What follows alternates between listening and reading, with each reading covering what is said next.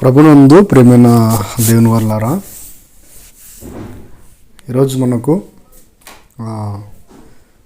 Christmas ఆరాధనలో ఉన్నటువంటి ప్రతి ఒక్కరికి నాకు హృదయపూర్వకమైనటువంటి వందనాలు తెలియజేస్తుందండి. మంచిది ప్రియులారా, ఈ సమయంలో దీని యొక్క వర్తమానం మనమంతా వినాలి కనుక దయచో జాగ్రత్తగా మనము నేర్చుకోవాలి.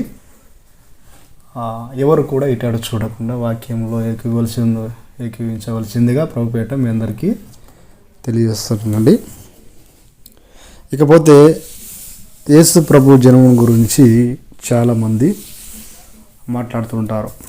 బైబిల్లో యేసు ప్రభు వారు 25వ తారీఖున పుట్టినట్టు ఏమైనా లేఖనాలు ఉన్నాయా, లేకపోతే క్రైస్తవులుగా మరి రోమిల దేవతని ఆరాధిస్తారా?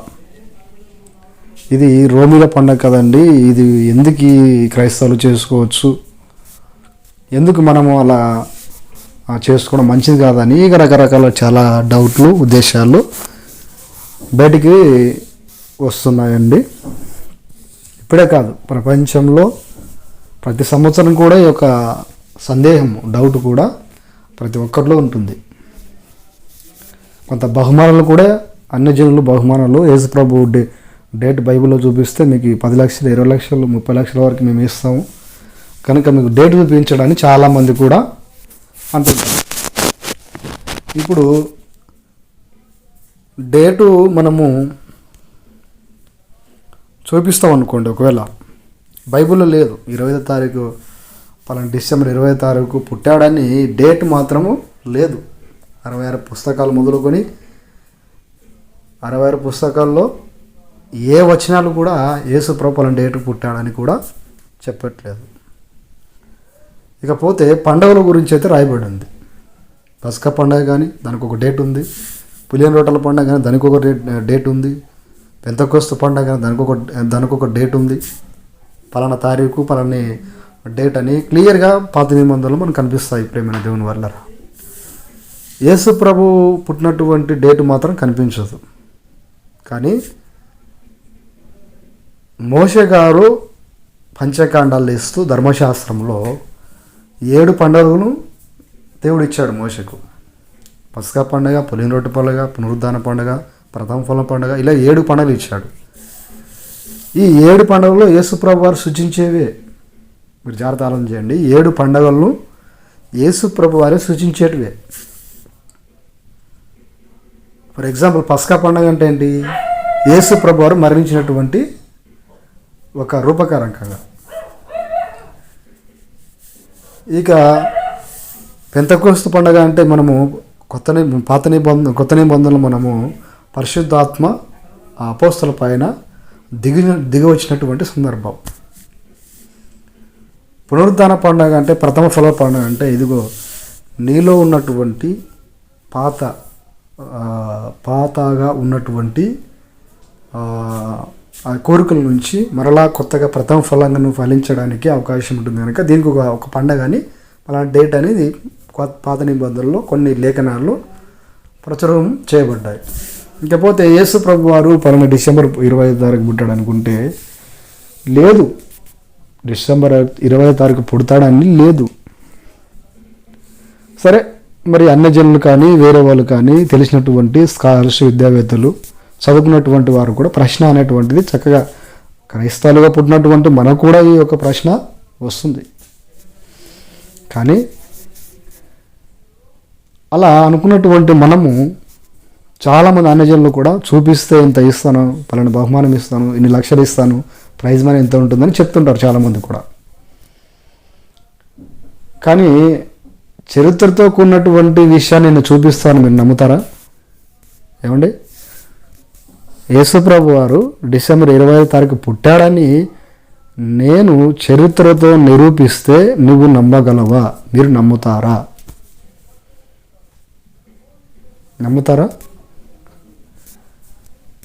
నమ్మాలి.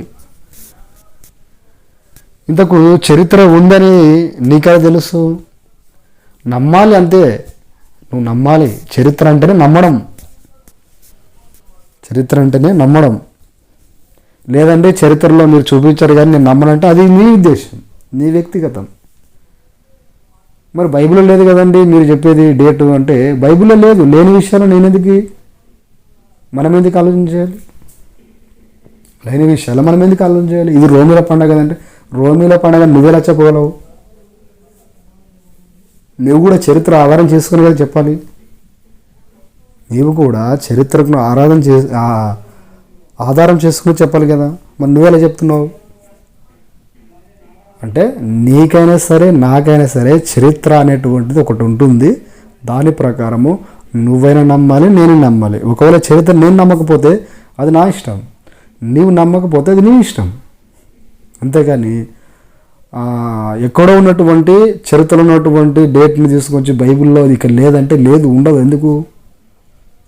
దేవుడు ఎందుకు రాయించలేదంటే అది అవసరం లేనిది. ఆ డేటు అవసరం లేనిది. అవసరమైతే మనకి రాయిచ్చాడు కదండి, రాసిచ్చేవాడు. మోషే గారు 7 పండుగలను ఆచరించమని చెప్పాడు.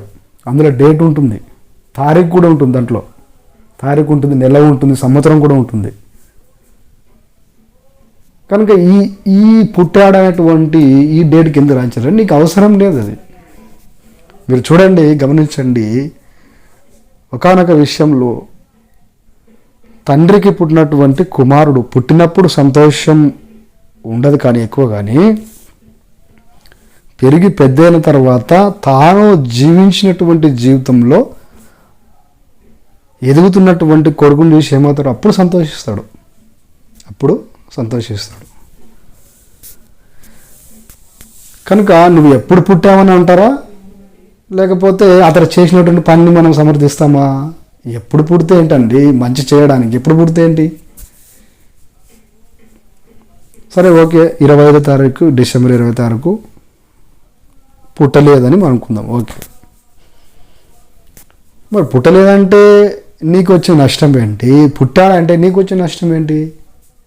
ఎవరికి నష్టం లేదు. ఒకవేళ పుట్టాడు అనుకుందాం, పండగ చేసుకున్నాం, ఓకే, మంచిది, సంతోషంగా ఉందని దేవుడు చెప్పాడు. ఎల్లప్పుడూ ప్రభునందు మీరు సంతోషించండి, మరలా చెప్పును మీరు సంతోషించడం అని చెప్పాడు. పండగ అంటే ఏంటి? పండగ అంటే సంతోషం, సమాధానం, కుటుంబాలతో, రక్త సంబంధులతో, తెలిసినటువంటి వారితో ఇంట్లో ఉన్నటువంటి సందడి, మంచిది. నువ్వు కొత్త నిబంధన వచ్చేసరికి, కొత్త నిబంధన కాలంలో నువ్వు ఎప్పుడైనా పండుగ చేసుకోవచ్చు, ఎప్పుడైనా సంతోషంగా ఉండొచ్చు. దీనికి క్రిస్మస్ అప్పుడే సంతోషంగా ఉండాలి, మిగతా రోజులు ఏడవాలి, దుఃఖించాలనేది ఏం రూలు లేదు. కనుక చరిత్రలో ఆధారం ఉన్నటువంటి మనం ఆలోచన చేస్తే పుట్టాడని చెప్తుంది, కానీ పలానా డేట్ పుట్టాడని ఎక్కడ కూడా బైబిల్లో చెప్పదు. బైబిల్లో లేదు. బైబిల్లో లేని విషయాలు మనము మాట్లాడుకోవద్దు. మరి ఎందుకు చేస్తున్నారు కదంటే చేసుకుంటారు. నువ్వు 20వ తారీఖున చేసుకోవచ్చు, 26వ తారీఖు చేసుకోవచ్చు, మొత్తం సంవత్సరం అంతా పండుగ చేసుకోవచ్చు. దాంట్లో లెక్కేముంది? చేసుకోవచ్చు. అది కాదండి, ఇది రోమిల పండగ కదంటే, రోమిల పండగ అయితే నువ్వు ఎలా చెప్పగలవు రోమిల పండగ అని? నువ్వు రోమిల పండగని నువ్వు చెప్పినప్పుడు, నేను యేసుప్రభు పుట్టాను నేను చెప్పినప్పుడు నువ్వెందుకు నమ్మలేదు?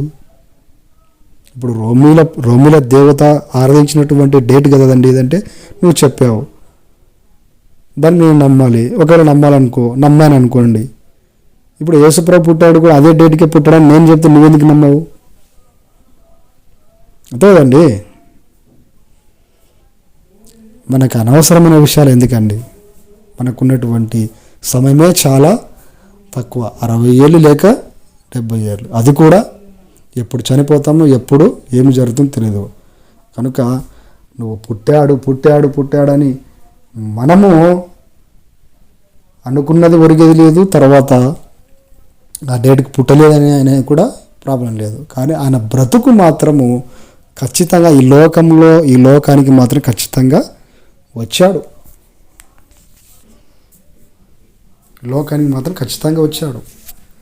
ఎలా వచ్చాడంటే, ఇదిగో గ్రంథపు చిట్టలో ఎబ్రీయులకు రాసిన పత్రిక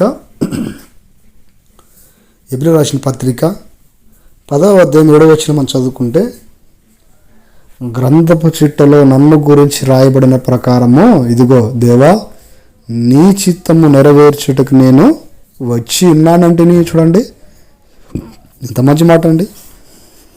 అంటే యేసు ప్రభు పుట్టడానికి ముందు గ్రంథపు చిట్టలు అంటే లేఖనాలు పలానా కాలంలో పలానా దేశంలో పలానా గ్రామంలో పుట్టబోతున్నాడు అని ప్రకటించాడు ఆనాడు దేవతల ద్వారా, పరిశుద్ధాత్మ ద్వారా.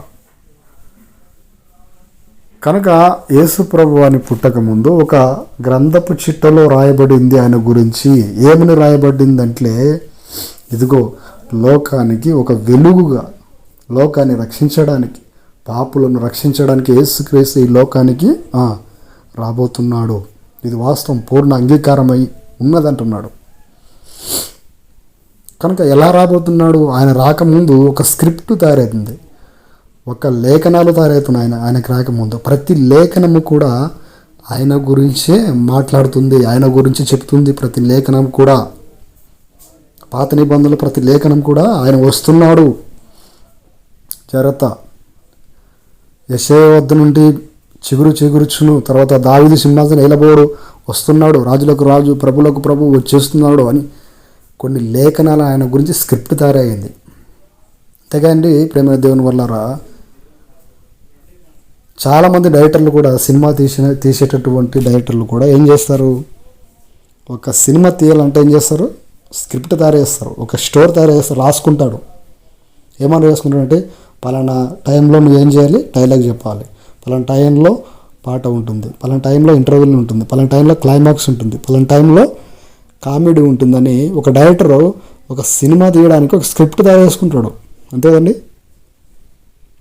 అంటే ఆ డైరెక్టర్ చెప్పినట్టు ఏం చేయాలి, హీరో ఏం చేయాలి, ఎక్కడ ఏ క్యారెక్టర్ చేయాలి, ఎక్కడ ఏ డైలాగ్ చెప్పాలి, ఎక్కడ నవ్వించాలి, ఎక్కడ ఫైట్ చేయాలి, ఎక్కడ కామెడీ చేయాలని డైరెక్టర్ చెప్పినటువంటి ఆ పాత్రలో ఆ క్యారెక్టర్లో ఏం చేస్తాడైనా ఒదిగిపోతాడు, ప్రాణం పెట్టేస్తాడు దానికి. కనుక యేసు ప్రభు వారు కూడా పుట్టడానికి ముందు ఒక క్యారెక్టర్, ఒక స్క్రిప్ట్ తయారైంది. ఎలా తయారైందంటే, ఇదిగో ఆయన పలానా ప్రాంతంలో పుట్టాలి, పలానా కొరకు మరణించాలి, ఆయనకి ఇవ్వబడినటువంటి 30 సంవత్సరాలు తన తల్లిదండ్రులకి సేవ చేస్తూ ఇంకా 30 ఏళ్ళ తర్వాత 3.5 సంవత్సరాలు సేవ కొరకు బయటకు రావాలి అని ఒక చక్కటి స్క్రిప్ట్ తయారైంది.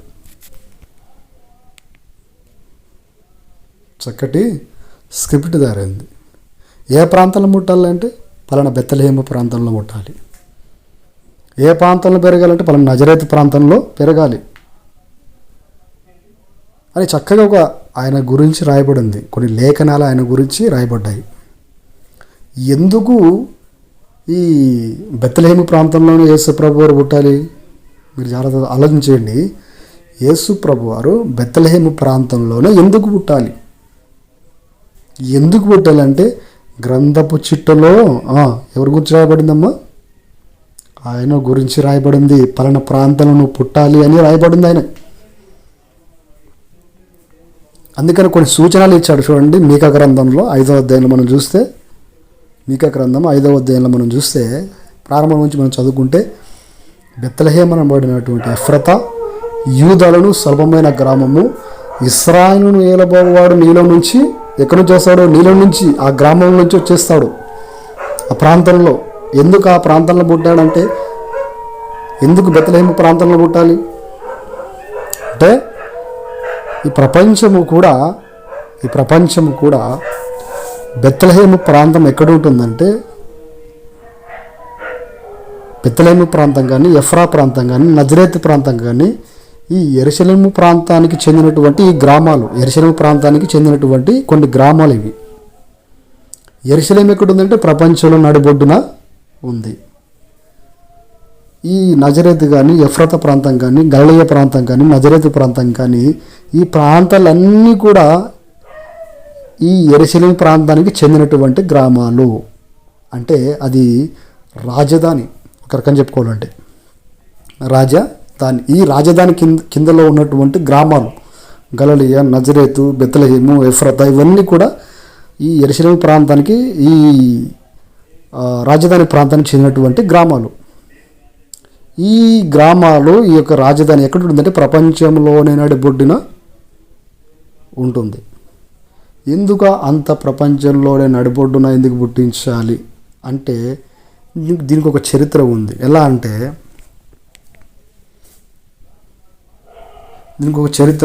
అంటే దీనికంటే ముందు కొన్ని లేఖనాలు రాయబడ్డాయి.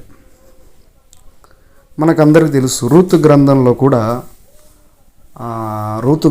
కూడా మనము 2వ అధ్యాయంలో మనం చూస్తే ఈ ప్రాంతంలోనే యేసుప్రభువు పుట్టబోతున్నాడని కొన్ని సూచనలు ఇందాక మనం చదువుకుందాం కదండి. గ్రంథపు చిట్టలో ఈయన గురించి రాయబడ్డాయి. గ్రంథాలన్నీ కూడా ఈయన గురించి రాయబడ్డాయి.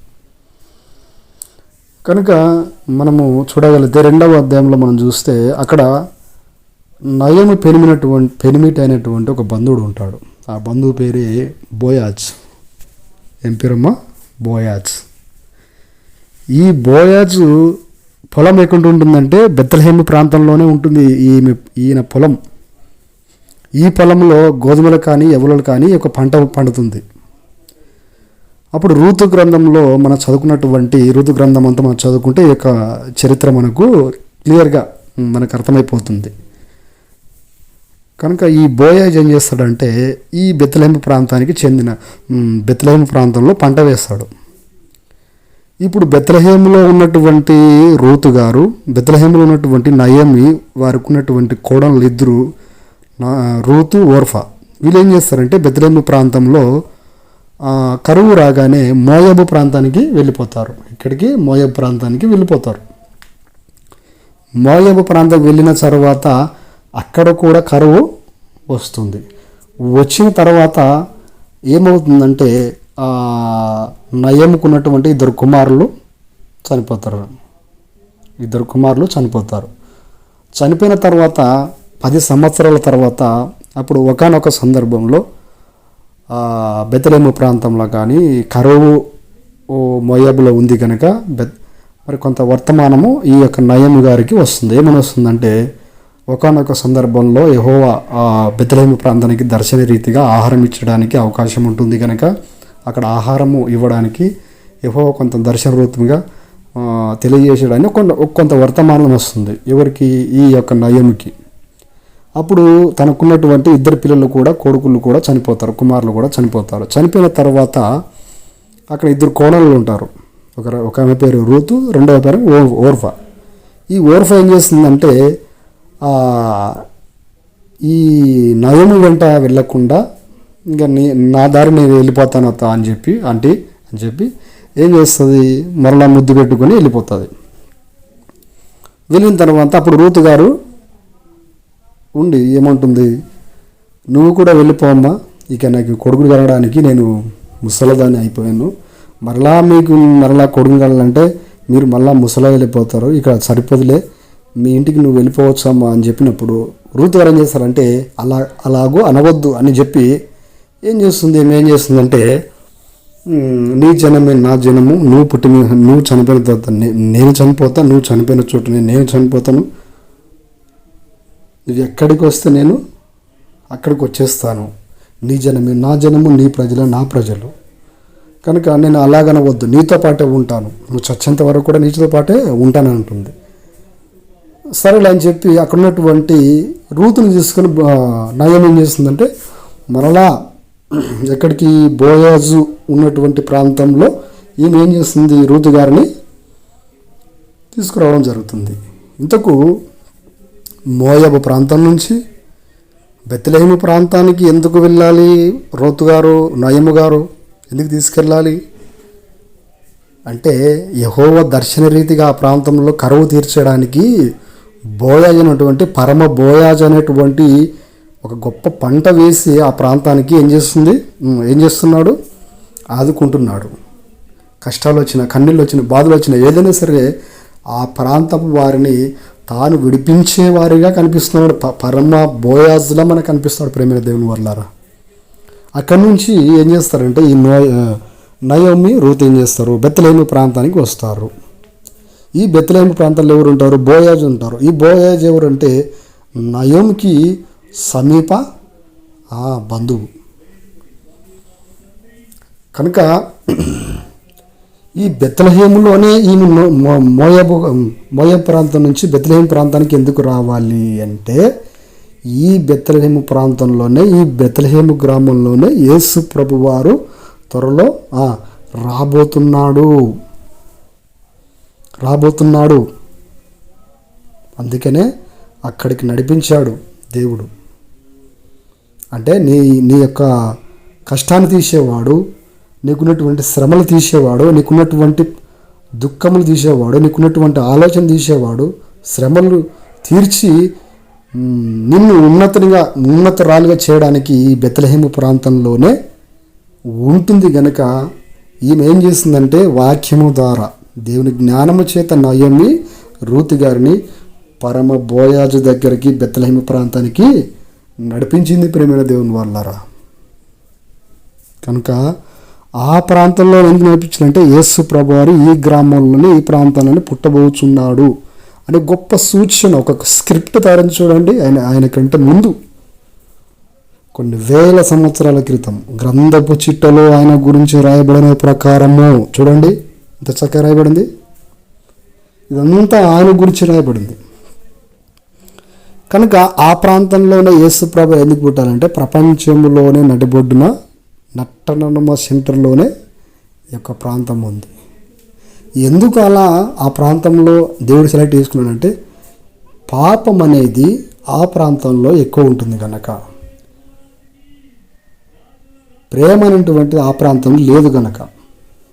ఇప్పుడు ఆ ప్రాంతంలో యేసుప్రభువును పుట్టించి, యేసుప్రభువు ఎలాగ వస్తున్నానని చెప్పాడు, నేను లోకమునకు వెలుగుగా వస్తున్నాను అని చెప్పాడు. చూడండి, ఇప్పుడు వెలుగు అనేటువంటిది యేసుప్రభు వారు, చీకటి అంటే పాపం. ఇప్పుడు వెలుగు అనేటువంటిది ఎక్కడ ఉండాలి? జాగ్రత్త, వెలుగు అనేది ఎక్కడ ఉండాలి? సెంటర్లో ఉండాలి. సెంటర్లో ఉంటే ఏం జరుగుతుంది? ఈ పక్క వెలుగు వస్తుంది, తూర్పు సైడు, ఉత్తర సైడు, దక్షిణ సైడు, పడమటి సైడు. సెంటర్లో ఉన్నటువంటి వెలుగు దీపము ఈ చుట్టుపక్కల ప్రాంతాలన్నీ కూడా ఏమవుతుంది?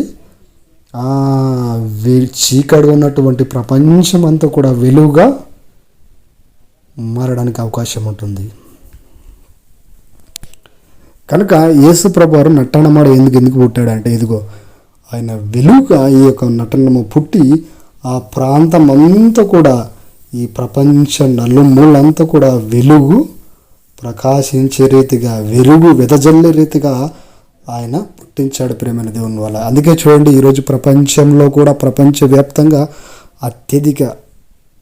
ప్రపంచంలోనే అత్యధిక జనాభా కలిగినటువంటి ఎవరైనా ఉన్నారంటే ఇదిగో ఆయన నమ్ముకున్నటువంటి క్రైస్తవులు. ప్రపంచంలో ఎక్కువగా ఆరాధించే దేవుడు ఎవరైనా ఉన్నారంటే ఇదిగో ప్రభువైన యేసుక్రీస్తు ప్రభువారు. అందుకే నా ప్రాంతంలో పుట్టించాడు, నేను లోకమునకు వెలుగై ఉన్నాను. కనుక మనం వెలిగించేటప్పుడు సెంటర్లో పెడతాం, అంతే కదండి. ఇప్పుడు చూడండి, చాలామంది బస్ స్టాండ్లో కానీ రైల్వే స్టేషన్లో కానీ వెలిగించడం సెంటర్ పెడతారు. మనం దీపం ముట్టిస్తాము. దీపం ముట్టించినప్పుడు ఎక్కడో గూట్లో పెడితే వెలుగు వస్తుందండి? లేదు, పైన పెట్టాలి. పైన పెడితే వీళ్ళంతా కూడా ఏం చేస్తుంది? వెలుగు వస్తుంది. కనుక ఆయనకు ముందు ఒక స్క్రిప్ట్ తయారైంది. పలానా ప్రాంతంలో పుట్టాలి, పలానా కొరకు మరణించాలి, పలానా సంవత్సరాలు నువ్వు ప్రజల నుంచి నువ్వు విమోచించాలి. కనుక యేసు ప్రభు పుట్టారన్నది ఎంత వాస్తవమో మీరు ఆలోచన చేయండి. పుట్టిన తర్వాత ఆయన ఎలా బ్రతికాడు అనేటువంటి మనం ఆలోచన చేయాలి తప్ప, పలానా డేట్ పుట్టాడు, పలానా డేట్ పుట్టలేదు, పలానా డేట్ నువ్వు రాయించలేదు అనుకుంటే ఇదిగో ఎంత భయంకరమైన విషయం అండి, ఆలోచన చేయండి. కనుక ఆయన పుట్టాడు అనేది వాస్తవం, కానీ ఏ డేట్లో పుట్టాడో అనవసరం. ఆయన బ్రతుకు మనకు అవసరం, ఆయన జీవించే విధానం మనకు అవసరం, అంతే కదండి. ఒక మనిషి ధనవంతుడు ఎదుగుతున్నాడంటే ధనవంతుని పక్కన ఉన్నటువంటి వారు కూడా ఏం చేస్తారు? వారితో పాటు ఎదగడానికి అవకాశం ఉంటుంది. నువ్వు ఎలా ఎదిగావో వాళ్ళకి అనవసరం, కానీ ఎదిగేది ముఖ్యం. కనుక యేసు ప్రభు వారు పుట్టారు, నీ కొరకు నా కొరకు పాపులను రక్షించుటకు యేసుక్రీస్తు ఈ లోకమునకు వచ్చాడు. ఆయన బ్రతుకును చూడు, ఆయన క్యారెక్టర్ని చూడు. పాపుల్లో చేరక ప్రత్యేకంగా ఉన్నవాడు, మిక్కిలి చేనదగినవాడు, ధనవంతులకి ధనవంతుడు, రాజులకి రాజు, ప్రభులకు ప్రభువు. ఆయన దరిద్రులను, ఆయన మనల్ని దరిద్రతలో ఉన్నటువంటి మనను మన కొరకు దరిద్రంలో బ్రతికి మనల్ని ధనవంతుడు చేయడానికి ఆయన ధనవంతుడై ఉండి మన కొరకు దరిద్ర అయిపోయాడు. ఎంత భయంకరమైన విషయం చూడండి. అలాంటిది విడిచిపెట్టి ఈరోజు మనం ఏం చేస్తున్నామంటే, ఇదిగో క్రీస్తుని పక్కన పెట్టి మనం ఎంత ఆచరించినా కూడా వ్యర్థం. కనుక ఆయన పుట్టాడు. పుట్టినటువంటి నీవు ఎలా చేర్చుకుంటున్నావు? ఆయన్ని ఎలా చేర్చుకుంటున్నాం? ఆయన పుట్టినప్పుడు సరైనటువంటి వస్త్రాలు లేవు, ఈరోజు నీకు సరైనటువంటి వస్త్రాలు సదుపాయాలు ఉన్నాయి. ఆయన పుట్టినటువంటి సరైనటువంటి ఏసీ లేదు, ఈరోజు నీ ఇంట్లో ఏసీ ఉంది. ఆయన పుట్టినటువంటి స్థలంలో పండుకోవడానికి సరైనటువంటి స్థలం లేదు, ఈరోజు నీకు ప్రతి ఒక్కరు కూడా ఇల్లు ఉంది. ప్రేమైన దేవుని వర్లారా, ఆయన పుట్టాడని ఇంటికి రంగులు వేసుకుంటున్నాము, ఇంటిపైన నక్షత్రం పెట్టుకుంటున్నాము. నీ ఇంట్లో, నీ హృదయమైనటువంటి ఇంట్లో స్థానం మాత్రము లేకపోలేదు. నక్కలకు బొరలు ఉన్నాయి, ఆకాశపక్షులు నివాసాలు ఉన్నాయి, మనుష్యకు నరుడు తల వాల్చుకున్నట్టుకు నివాసం లేదంటున్నాడు. చూడండి, అలాంటి గొప్ప వ్యక్తిని ఈరోజు నీ ఇంట్లో, నీ హృదయమైనటువంటి ఇంట్లో నువ్వు పెట్టుకుంటేనే నిజమైనటువంటి క్రిస్మస్ మనం చేసినటువంటి విధంగా మనము బ్రతికే వారిగా ఉంటాం. ప్రేమైన దేవుని వల్ల కనుక మనం ఎప్పుడు కూడా మన జీవితంలో ఎప్పుడు కూడా దేవుని విడిచి బ్రతికేటట్టుగా మనం ప్రయత్నము చేయకూడదు కూడా. కనుక ఈ యొక్క క్రిస్మస్ ఆరాధనలో మనం చక్కటి తీర్మానం తీసుకొని ముందు కొనసాగదాం. చిన్న మాటలు తన విడుకులో ఈ యొక్క వాక్యము దీవించి ఆశీర్వదించునుగాక. ఆమేన్.